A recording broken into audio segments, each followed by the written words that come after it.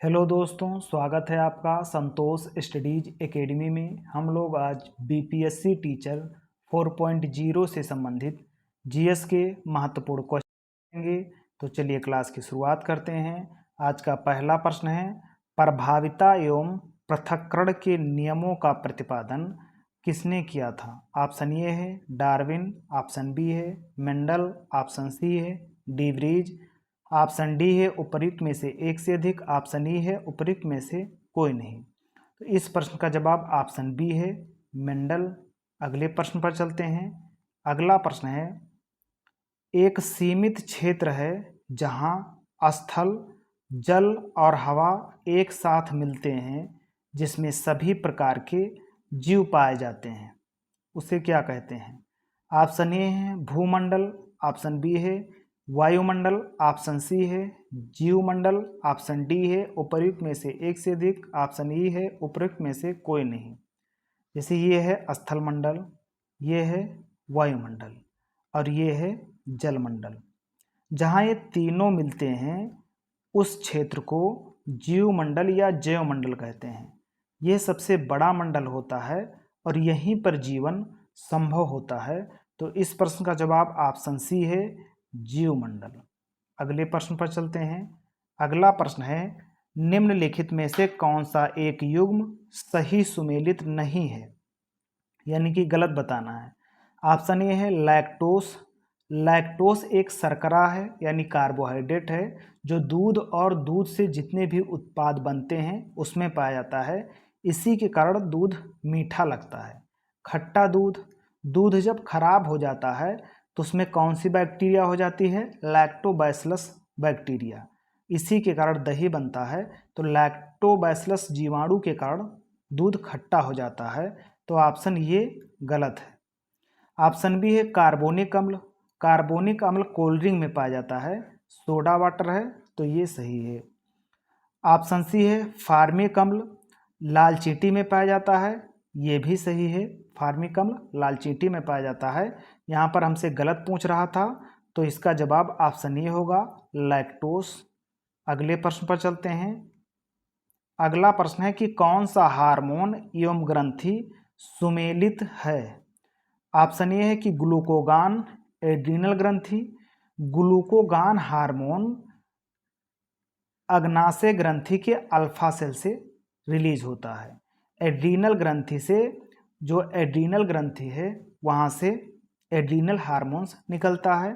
Somatostatin वृषण, ये भी गलत है। ऑप्शन सी है एस्ट्रोजन। एस्ट्रोजन से कार्पस ल्यूटियम हार्मोन निकलता है। तो एस्ट्रोजन ये भी सही है, यानी कि ऑप्शन सी सही है। पहला गलत है और दूसरा गलत है, यानी कि ऑप्शन बी गलत है। इस प्रश्न में ऑप्शन सी सही है, एस्ट्रोजन कार्पस ल्यूटियम। इस प्रश्न का जवाब ऑप्शन सी है। अगले प्रश्न पर चलते हैं। अगला प्रश्न कह रहा है कि वैक्सीन है। ऑप्शन ये है उपचारित जीवाणु या विषाणु या उनकी एक प्रोटीन। ऑप्शन बी है MHC यानी कि major histocompatibility complex proteins. Option C है उपचारात्मक दवाइयाँ। वैक्सीन का मतलब होता है उपचारित जीवाणु या विषाणु या उनकी एक प्रोटीन होता है वैक्सीन। इस प्रश्न का जवाब ऑप्शन ये है। अगले प्रश्न पर चलते हैं। अगला प्रश्न है कि सूर्य का प्रकाश प्रवेश का कौन सा घटक बनाता है या बनता है? ऑप्शन ए है जैव घटक, ऑप्शन बी है अजैव घटक, ऑप्शन सी है जैव तथा अजैव घटक दोनों, ऑप्शन डी है उपर्युक्त में से एक से अधिक, ऑप्शन ई है उपर्युक्त में से कोई नहीं। पारिस्थितिकी यानी कि पर्यावरण के दो घटक होते हैं, एक अजैव घटक, दूसरा जैव घटक। अजैव घटक के तीन कारक होते हैं। पहला अकार्बनिक कारक, दूसरा कार्बनिक कारक और तीसरा भौतिक कारक। और भौतिक कारक के अंतर्गत सूर्य का प्रकाश आता है, तो इसलिए ये अजैव घटक सही होगा। अजैव घटक के अंतर्गत सूर्य का प्रकाश आता है। इस प्रश्न का जवाब ऑप्शन बी होगा। अगले प्रश्न पर चलते हैं। अगला प्रश्न कह रहा है कि निम्नलिखित में से कौन सा प्रकाश संश्लेषण की क्रिया के लिए आवश्यक है? पहला है क्लोरोफिल। अब क्लोरोफिल तो आवश्यक है भाई। दूसरा है कार्बन डाइऑक्साइड, ये भी आवश्यक है। तीसरा है ऑक्सीजन। चौथा है जल, जल भी आवश्यक है। पांचवा है प्रकाश, प्रकाश भी आवश्यक है। क्या आवश्यक नहीं है? ये जो ऑक्सीजन है, ऑक्सीजन तो जो प्रकाश संश्लेषण की क्रिया से निकलता है, यानी कि प्रकाश संश्लेषण की क्रिया का उत्पाद है ऑक्सीजन, तो ये ऑक्सीजन सही होगा। यानी कि ऑक्सीजन गलत है, और पहला, दूसरा, चौथा और पांचवा ये जिस ऑप्शन में होगा वही सही होगा। तो पहला, दूसरा, चौथा, पांचवा ये ऑप्शन सी में सही है। तो इस प्रश्न का जवाब ऑप्शन सी है। अगले प्रश्न पर चलते हैं। अगला प्रश्न है कि बोटुलिज्म जो कि क्लास्ट्रीडियम बोटुलिनम के कारण होता है, प्रभावित करता है। क्या प्रभावित करता है? आंतों को प्रभावित करता है, या तंत्रिका पेशी संधि को, या प्लीहा को प्रभावित करता है? उपयुक्त में से एक से अधिक, उपयुक्त में से कोई नहीं। तो ये जीवाणु आंतों को प्रभावित करता है, ऑप्शन ये सही है। अगले प्रश्न पर चलते हैं। अगला प्रश्न है, हमारे ग्रह में मृदु जल की सर्वाधिक मात्रा है, कहाँ पर है? नदियों में है, या झीलों एवं झरनों में? सी है महाद्वीप एवं पर्वतीय हिमनदियों में? ऑप्शन डी है उपयुक्त में से एक से अधिक, ऑप्शन ई है उपयुक्त में से कोई नहीं। जैसे पृथ्वी पर कुल 100% जल है, इस 100% जल में से 97% जल खारा है, और खारा जल कहाँ है? समुद्र में है। यानी कि पृथ्वी का 97% जल महासागर में है, और 3% जल जो है ये पीने योग्य है, यानी कि मृदु जल है। और 3% में से 2% जल बर्फ के रूप में है, और 1% पीने योग्य जल है। तो पृथ्वी पर जो मीठा जल है या मृदु जल है उसकी मात्रा 3% है, और 3% में से 2% जल बर्फ के रूप में है, और 1% जल पीने योग्य है। तो इस प्रश्न का जवाब जो होगा वो अस्थाई हिम में, यानी कि महाद्वीप एवं पर्वतीय हिमनदियों में है। इस प्रश्न का जवाब ऑप्शन सी होगा। अगले प्रश्न पर चलते हैं। अगला प्रश्न है, क्रिसमस बीमारी किस रोग का एक अन्य नाम है? निद्रा रोग। निद्रा रोग प्रोटोजोआ से होता है। ऑप्शन बी है हीमोफीलिया, ऑप्शन सी है हेपेटाइटिस बी, ऑप्शन डी है उपयुक्त में से एक से अधिक, ई है उपयुक्त में से कोई नहीं। क्रिसमस बीमारी हीमोफीलिया बी को कहते हैं।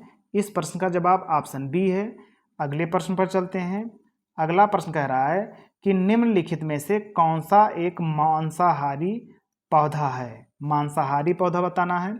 Option A sundew Venus trap, घटपर्णी पादप जिसे पिचर प्लांट कहते हैं। ऑप्शन डी अमरबैल जिसे कुस्कुटा, रेफ्लेसिया या मिसलटो। ऑप्शन सी है चंदन वृक्ष, भूईफोड़, घटपर्णी पादप जिसे पिचर प्लांट कहते हैं। डी है उपयुक्त में से एक से अधिक, ई है उपयुक्त में से कोई नहीं।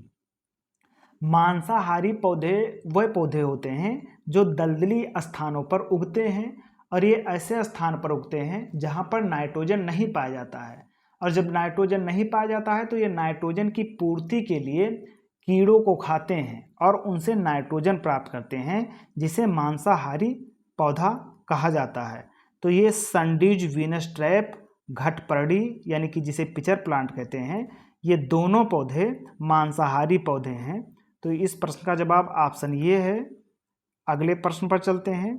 अगला प्रश्न है कि भारत का पहला समुद्री उद्यान कहाँ पर स्थित है? कच्छ की खाड़ी, ऑप्शन बी है मन्नार की खाड़ी, सी है चेन्नई, डी है उपयुक्त में से एक से अधिक, ई है उपयुक्त में से कोई नहीं। तो पहला समुद्री उद्यान कच्छ की खाड़ी है, ऑप्शन ये सही। कच्छ की खाड़ी कहाँ है? कच्छ की खाड़ी ये जो गुजरात है, यहाँ पर खंभात की खाड़ी है और यहाँ पर कच्छ की खाड़ी है। तो कच्छ की खाड़ी पहला समुद्री उद्यान है, कहाँ पर? गुजरात में। तो इस प्रश्न का जवाब ऑप्शन ये है। अगले प्रश्न पर चलते हैं। अगला प्रश्न कह रहा है कि कौन सा युग्म सुमेलित है? ऑप्शन ये है बेसल कन्वेंशन जो विविधता संरक्षण से संबंधित है। बी कह रहा है क्योटो प्रोटोकॉल जलवायु परिवर्तन से संबंधित है। सी कह रहा है मॉन्ट्रियल प्रोटोकॉल वैश्विक तापमान से संबंधित है। डी कह रहा है उपरोक्त में से एक से अधिक। ई है उपरोक्त में से कोई नहीं। बेसल कन्वेंशन जैव विविधता संरक्षण से संबंधित है, ये गलत है। ऑप्शन बी कह रहा है क्योटो प्रोटोकॉल जलवायु परिवर्तन से संबंधित है। तो ये जो ऑप्शन है क्योटो प्रोटोकॉल, ये ऑप्शन सही है। क्योटो प्रोटोकॉल कब हुआ था? 1997 में हुआ था और 2005 में लागू हुआ था क्योटो प्रोटोकॉल। कहाँ पर? जापान के क्योटो शहर में। इसी को COP3 कहते हैं, यानी COP3 कहते हैं। तो इस प्रश्न का जवाब जो होगा ये ऑप्शन बी होगा। कौन सा सुमेलित है? ऑप्शन बी सुमेलित है। ऑप्शन ए और ऑप्शन सी गलत है। मॉन्ट्रियल प्रोटोकॉल ओजोन परत से संबंधित है, यानी कि ओजोन परत के संरक्षण से संबंधित है मॉन्ट्रियल प्रोटोकॉल। ये ग्लोबल वार्मिंग से संबंधित नहीं है, तो इसलिए ऑप्शन सी भी गलत होगा। तो केवल ऑप्शन बी सही होगा। अगले प्रश्न पर चलते हैं। अगला प्रश्न कह रहा है कि फरवरी 2024 में उत्तराखंड की पहली महिला मुख्य न्यायाधीश कौन बनी है?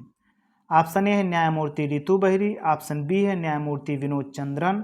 न्यायमूर्ति यम श्रीवास्तव। उपयुक्त में से एक से अधिक। उपयुक्त में से कोई नहीं। फरवरी 2024 में उत्तराखंड की पहली मुख्य न्यायाधीश रितु बहिरी हैं। इस प्रश्न का उत्तर ऑप्शन ए है विनोद चंद्रन। पटना जो हाई कोर्ट है, पटना हाई कोर्ट के मुख्य न्यायाधीश हैं विनोद चंद्रन। तो आगे चलते हैं। अगला प्रश्न है कि हाल ही में मरणोपरांत भारत रत्न सम्मान 2024 में पाने वाले नरसिंह राव किस राज्य से संबंधित है? 2024 में 4 लोगों को भारत रत्न देने की घोषणा की गई है, जिसमें जो मरणोपरांत नरसिंह राव यानी जो प्रधानमंत्री थे, पूर्व पीएम थे, इनको दिया गया है भारत रत्न। ये आंध्र प्रदेश के रहने वाले हैं। तो इस प्रश्न का उत्तर ऑप्शन बी है, आंध्र प्रदेश। अगले प्रश्न पर चलते हैं।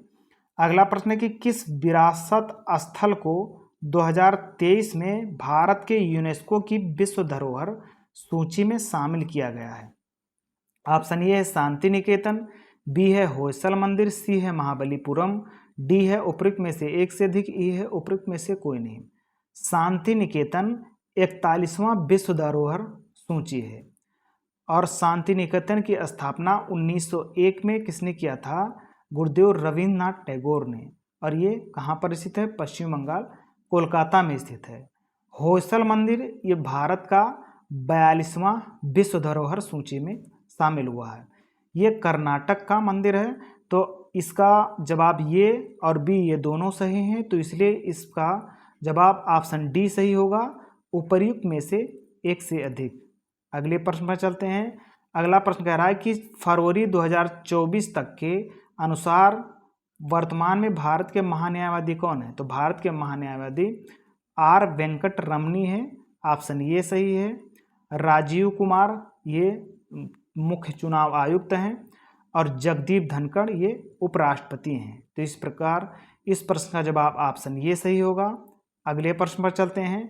अगला प्रश्न कह रहा है कि इस हाल ही में sports journalist federation of India और दिल्ली स्पोर्ट्स जर्नलिस्ट एसोसिएशन द्वारा प्रतिष्ठित लाइफ टाइम अचीवमेंट पुरस्कार से किसे सम्मानित किया गया है? पीटी उषा को, सचिन तेंदुलकर को, मैरी कॉम। उपयुक्त में से एक से अधिक। उपयुक्त में से कोई नहीं। तो भारतीय ओलंपिक संघ की अध्यक्ष पीटी उषा हैं। इन्हें उड़न परी कहते हैं। ये बहुत प्रसिद्ध एथलीट में धावक हैं। तो पीटी उषा को ये लाइफ टाइम अचीवमेंट अवार्ड दिया गया है। तो इस प्रश्न का जवाब ऑप्शन ये है और ये वर्तमान में भारतीय ओलंपिक संघ की अध्यक्षा हैं। तो अगले प्रश्न पर चलते हैं। अगला प्रश्न है कि कौन सा उपग्रह भारत का पहला एक्सरे पोलारीमीटर उपग्रह है? एक्सपोसैट या पेरेग्रीन, इनसैट 3DS। उपयुक्त में से एक से अधिक। उपयुक्त में से कोई नहीं। तो एक्सपोसैट उपग्रह ये पोलारीमीटर उपग्रह है। तो इसलिए इस प्रश्न का जवाब ऑप्शन ये है। उत्तर इसका ऑप्शन ये होगा। अगले प्रश्न पर चलते हैं। अगला प्रश्न है कि राष्ट्रीय बाघ संरक्षण प्राधिकरण के घोषणा के अनुसार 2023 तक बिहार के वाल्मीकि टाइगर रिजर्व में कुल बाघों की संख्या कितनी है? बिहार में केवल एक टाइगर रिजर्व है, कौन सा? Valmiki tiger reserve. और वाल्मीकि टाइगर रिजर्व में 54 टाइगर हैं। कितने? 54 टाइगर हैं। तो इस प्रकार इस प्रश्न का जवाब बी होगा। अगले प्रश्न पर चलते हैं। अगला प्रश्न है कि हाल ही में मानवाधिकार दिवस कब मनाया गया है? यानी मानवाधिकार दिवस कब मनाया जाता है? 11 फरवरी को, 4 फरवरी को या 10 दिसंबर? उपयुक्त में से एक से अधिक, उपयुक्त में से कोई नहीं। तो प्रत्येक वर्ष 10 दिसंबर को मानवाधिकार दिवस मनाया जाता है। इस प्रश्न का उत्तर सी है। आगे चलते हैं। आज की क्लास पूरी हुई। क्लास देखने के लिए धन्यवाद। क्लास पसंद आई हो तो चैनल को सब्सक्राइब कीजिए और बेल आइकन को दबाइए ताकि समय से क्लासें मिलती रहें। नमस्कार, जय हिंद।